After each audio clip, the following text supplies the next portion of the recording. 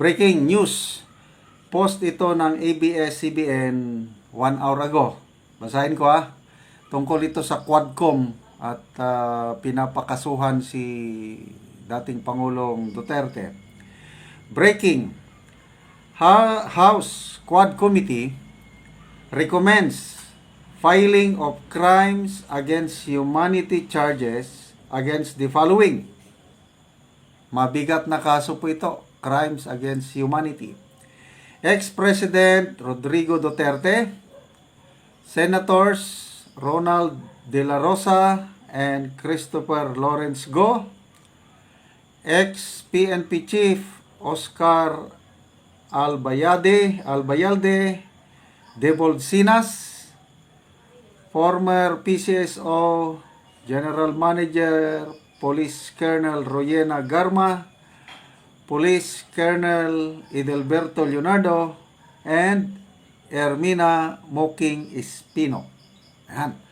So, ilang tao ito? 1, 2, 3, 4, 5, 6, 7, 8. 8. 8 tao. Crimes against humanity. Mabigat na kaso. Okay. May iba pa. The Quad Committee also recommended charges versus co-conspirators in the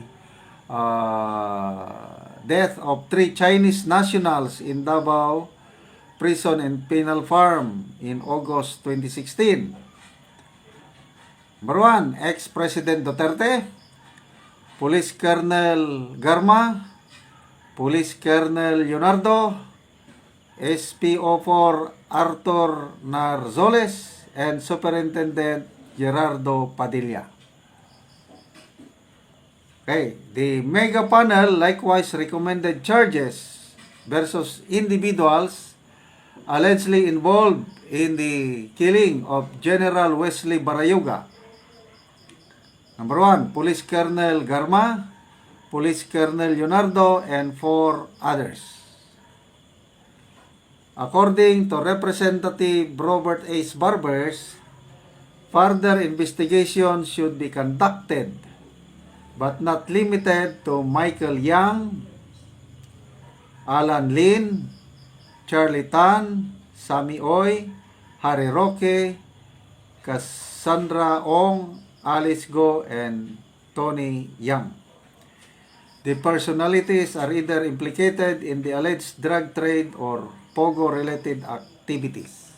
So, yun po. So, dalawa po ang ikakaso kay dating Pangulong Duterte. Una, yung crimes against humanity, at saka ikalawa, yung pagkamatay ng 3 Chinese nationals sa Davao Prison and Penal Farm. Yan po ang rekomendasyon ng Quadcom. Anyway, rekomendasyon lang yan. Kasi yung findings ng Quadcom, I think ipapasa nila sa DOJ ba o sa Ombudsman. Bahala ang DOJ, I think DOJ or Ombudsman, na mag-evaluate sa ebidensya. Kung makita ng DOJ or Ombudsman na may sapat na basihan, sa kanila i-file ang kaso. Okay. So, hindi naman ako abogado.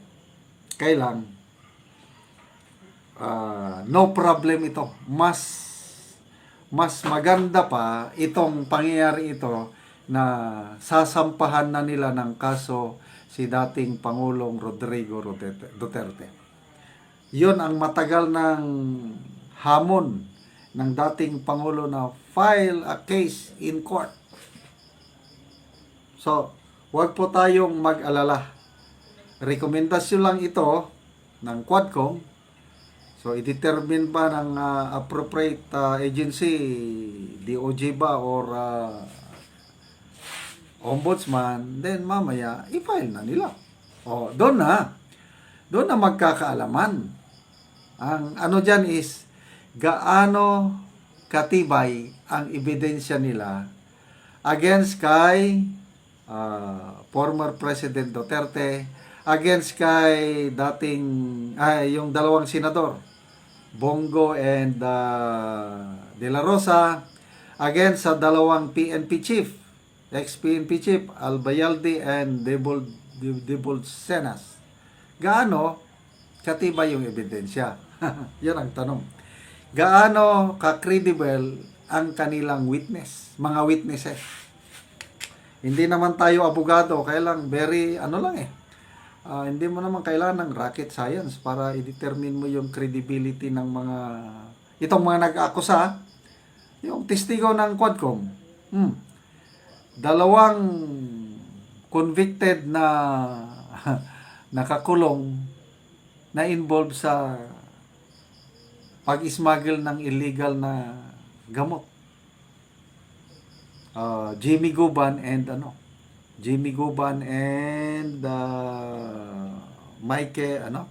Mark Taguba. Mga convicted ang mga ito. Yung Police Colonel Acerto na nagtatago nasa ibang bansa dahil may warrant of arrest. Arthur Las Cañas. Ano ba naman Arthur Las Cañas? Lumang tugtugin na yan ng mga pinagsasabi ni Juan. Then, ex-Senator de Lima. Sino pa yung mga nila? Yung Kerwin Espinosa. Ay, nako. Kung ako si PRRD, tawanan ko lang yan eh. Tulugan ko lang. Then, mas maganda, granting, masampahan na sila ng kaso sa Philippine Court.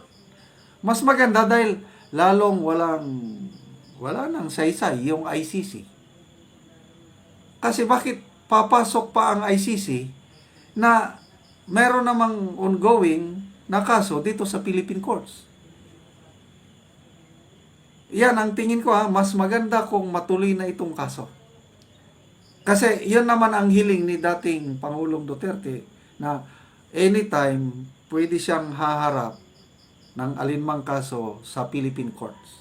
Ganon din si Senator Villanueva, Senator De La Rosa, na willing siyang harapin ang kaso basta dito, Korte ng Pilipinas. Huwag lang yung ICC dahil walang pakialam sa atin ang ICC. So, to me, this is a welcome development. Yung rekomendasyon ng Quadcom na pailan ng kaso. Magkakaalaman na. Okay, ang daming comments. 3,500 comments.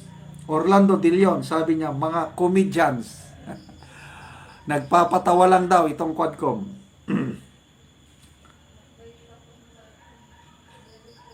Al Mokre, sabi, Duterte pa rin po. Matt Mar, the best President Duterte.